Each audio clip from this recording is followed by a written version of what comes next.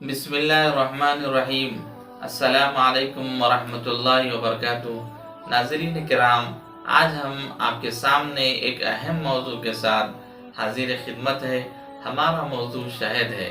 شہد کے متعلق قرآن مجید میں اور احادیث شریفہ میں کیا فضیلتیں اور اس کے کیا فائدے ہیں، اس سلسلے میں ہم جاننے کی کوشش کریں گے، اور شہد کے متعلق کیا حقیقت ہے اس کو بھی جاننے کی کوشش کریں گے۔ شہد ایک مکھی سے حاصل ہوتا ہے، اور یہ اللہ تعالیٰ کی حکمت ہے کہ وہ مکھی پھلوں کا رس چوس کر ایک چھتے کی صورت میں شہد جمع کر دیتی ہے۔ شہد ایک مکمل غذا و دوا کا اثر رکھتا ہے، جس میں اللہ تعالیٰ نے مختلف اجزاء کو احسن طریقے سے جمع کر دیا ہے، جو جسم کے لیے ہر لحاظ سے نفع بخش ہے، کیونکہ قرآن مجید میں شہد کو شفا قرار دیا گیا ہے اور اس کا رنگ مختلف قسم کا ہوتا ہے۔ احادیث شریفہ میں بھی شہد کے متعلق بے شمار فضیلتیں اور معلومات فراہم ہوتی ہے۔ رسول پاک صلی اللہ علیہ وسلم میٹھی چیز اور شہد کو پسند فرمایا کرتے تھے، اور آپ صلی اللہ علیہ وسلم نے امت کو یہ حکم دیا کہ تم دو چیزوں کو اپنے پر لازم کر لو جس سے تمہیں شفا حاصل ہو جائے گی۔ نمبر 1 شہد کا استعمال، اور نمبر 2 قرآن مجید کی تلاوت۔ شہد کا استعمال سنت رسول بھی ہے۔ حدیث مبارک ہے کہ رسول پاک صلی اللہ علیہ وسلم نے فرمایا، جس نے ہر مہینہ 3 روز شہد کا استعمال کیا تو اس کو کوئی بڑی بیماری نہ آ سکے گی۔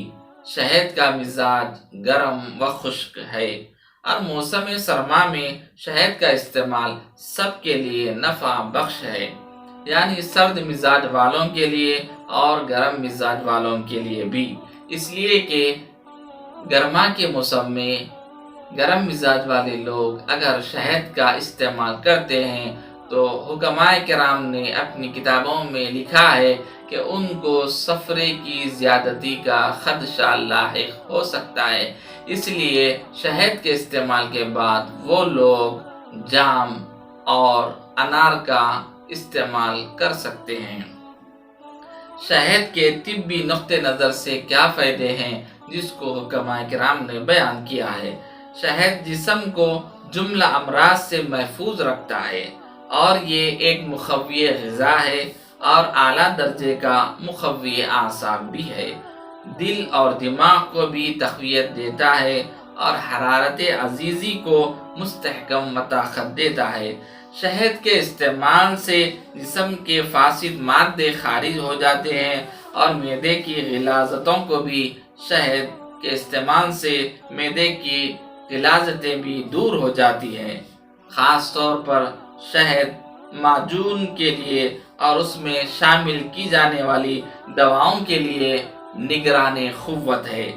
شہد معاجین کو یعنی معجونوں کو عرصے دراز تک خراب ہونے نہیں دیتا ہے، یعنی طب یونانی میں جتنے معاجین ہیں، جتنے حلوے تیار کیے جاتے ہیں، جب اس کو بنایا جاتا ہے سب سے پہلے اس کو صفوف بنایا جاتا ہے، اس کا پاؤڈر بنایا جاتا ہے، اور اس کو عرصے دراز تک اس کی حفاظت اگر کرنا ممکن ہو سکتا ہے، اور اس کے تاثیرات کو اگر بڑھانا مقصود ہوتا ہے، اس کی قوت کو اگر بڑھانا مقصود ہوتا ہے، تو پھر ایک اس کے اندر انوکھا طریقہ یہ ہے کہ اس کو شہد میں اس پاؤڈر کو، اس صفوف کو شہد میں شامل کر لیا جاتا ہے، اور جو صفوف شہد میں شامل ہوتا ہے تو اس کو معجون سے تعبیر کیا جاتا ہے، اور شہد میں وہ صفوف استعمال ہونے کی وجہ سے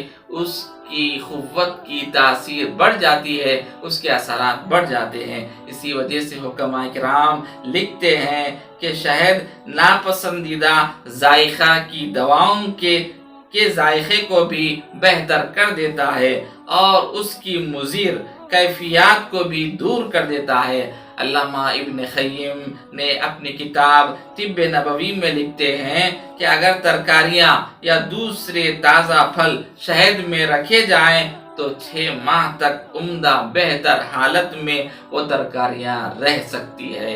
آج لوگ مختلف مشنریوں میں گوشت کو اور ترکاریوں کو فریج اور ڈی فریزر میں اس کو رکھ کر اور وہ لوگ اس کو بہتر حالت میں جب دیکھ رہے ہیں، لیکن نظام قدرت یہ ہے کہ اللہ تعالیٰ نے ایک ایسی چیز کو انسانوں کے لیے رکھا ہے جس میں انسان کے لیے، اس کے جسم کے لیے اور دوسری چیزوں کے لیے اس کے لیے ایک نعمت عظمیٰ ہے، اور بہت سی بیماریوں میں اور بہت سی چیزوں میں یہ شہد انسان کے لیے نفع بخش ہے۔ شہد کو اگر جوندار جسم اور بالوں میں اگر لگایا جاتا ہے تو جوں اور لیگ کو وہ شہد مار ڈالتا ہے، اسی لیے شہد کو حافظ، امین، نگران اور امانت دار کہا جاتا ہے۔ اخیر میں دعا کرتا ہوں اللہ تعالی ہم سب کو اپنی نعمتوں سے مالا مال فرمائے، آمین والحمدللہ رب العالمین۔